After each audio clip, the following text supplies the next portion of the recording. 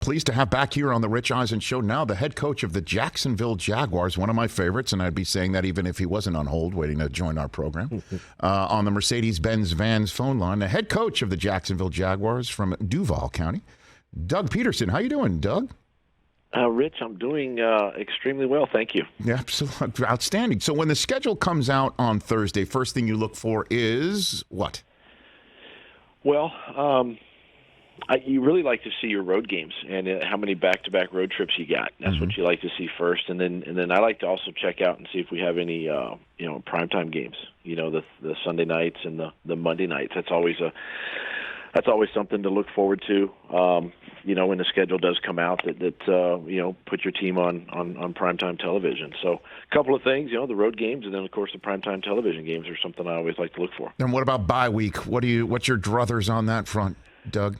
Well, it kind of depends for us. I mean, and what I've done in the past is try to make the bye a little bit later, or at least have it sort of opposite of a Thursday game. You know what I mean? So if your Thursday game's early, then have your bye late, or vice versa, because it kind of gives you two byes in there, just a little bit. But I would prefer it a little bit later, mid-season-ish, if possible, just so you can get a couple games under your belt before you take a break. Doug Pederson here on the Rich Eisen Show from the Jacksonville Jaguars. Last time you and I spoke on this program, Doug, you were in your folks' house getting ready for your son's pro day, right? And right. And you were out of coaching for the moment. Now you are back in it. What are your thoughts being back in as a head coach in the NFL? I know that's a general question, but I mean, when you're out, and now you're back in, and I just wonder what goes through your mind as you come to work every day. Yeah, Doug. Rich, when you're out, you miss it. When you're out, you look for ways to get back in it, and that was me last year. As the year progressed, just finding opportunities to get back in, and as we know, I mean, the NFL season, there's always going to be opportunities at the end of the year, whether it's a head coach or a coordinator. And so I just, I was preparing myself that way a year ago, and getting the opportunity here in Jacksonville obviously was a team that,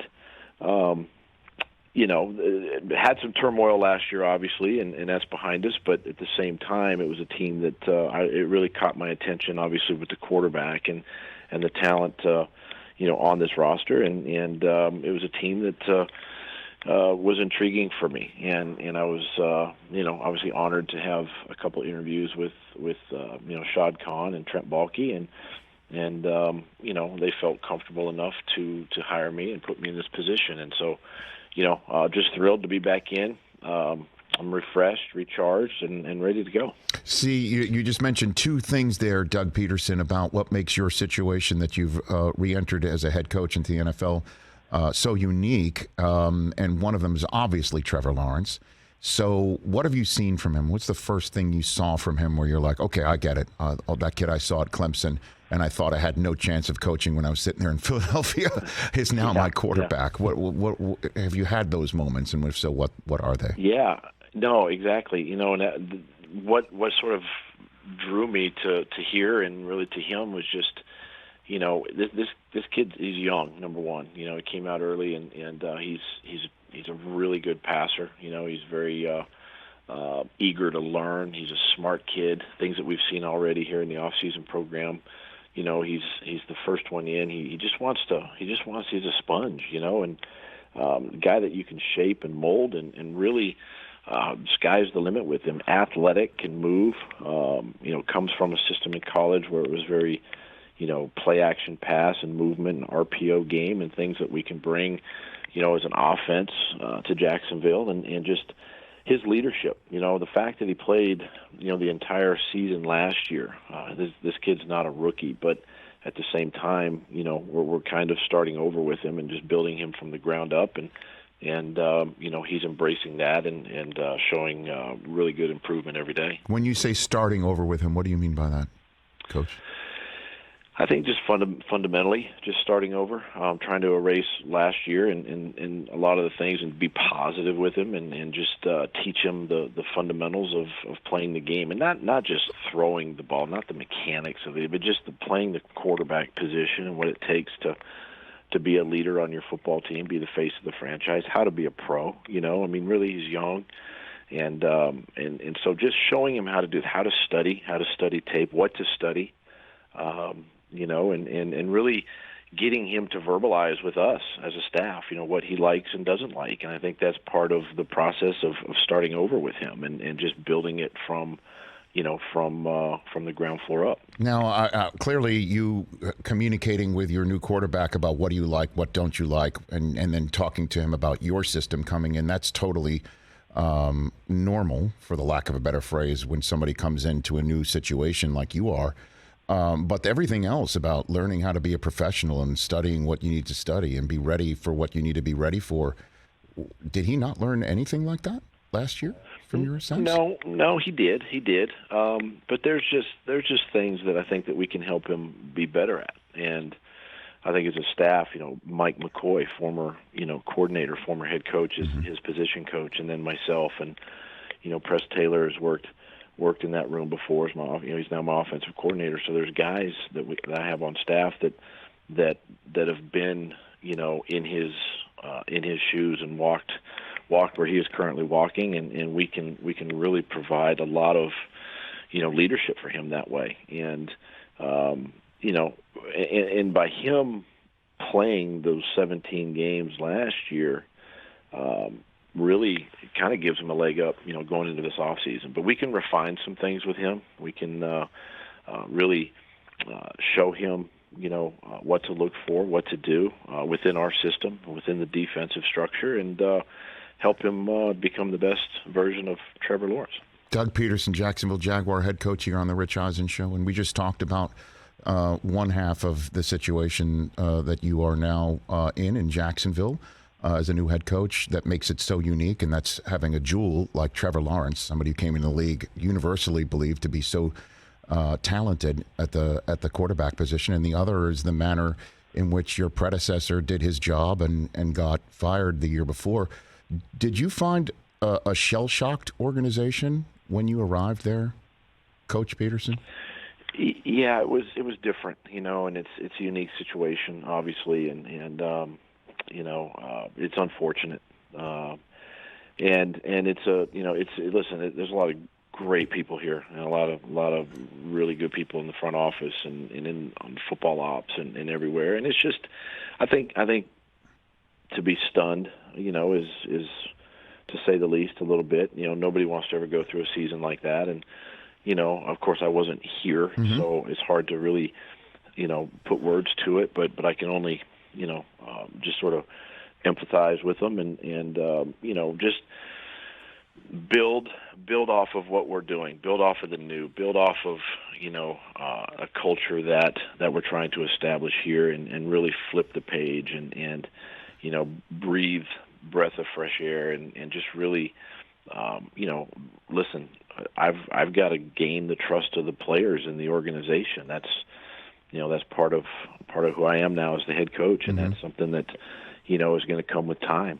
And that's something that we're working on each and every day, is just gaining the trust of the players, in me as the head coach and the staff. So it's heading in the right direction. The guys are excited. There's a lot of energy, a lot of young guys here.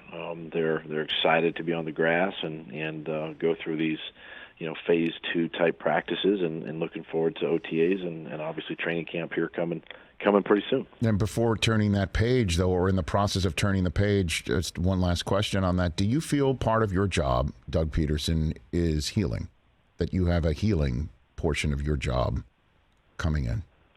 I agree with that. I do. I think there's a part of that. I know this is professional football, but listen, it's also life too. And these kids and the people that are here have families outside of this business and this organization, obviously.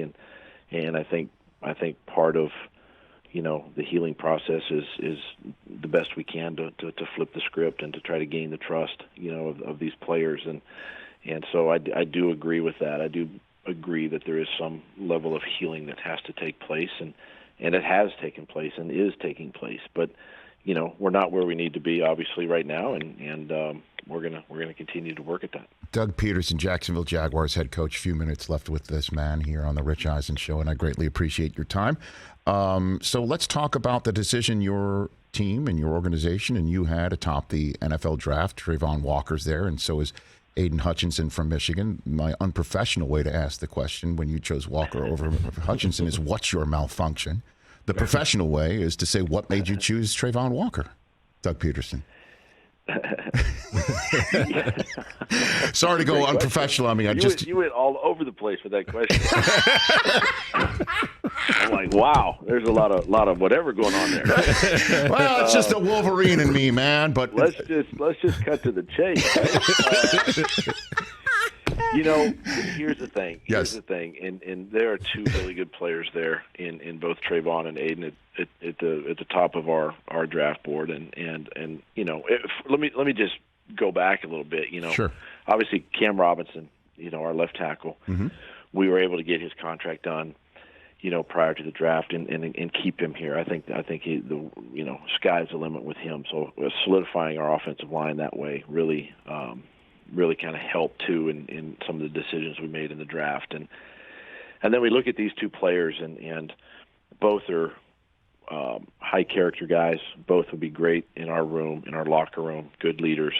And for us it was just the potential, the upside, the things that we saw. And as you know, Rich, I mean, as coaches, we're privy to a lot of film and a lot of conversations that a lot of people don't get, right? And a lot of information. And part of our job is to gain that information. And we just felt at the time that, and even sitting here today, that the best for our organization was Travon Walker, and that's nothing against Aiden. I mean, because I think he's a great player and he's going to have a great career in this league. But for us, we got to make a decision, and we made it. And love everything about Travon. We get him in here this weekend for our rookie mini camp, and we're excited to go to work with him.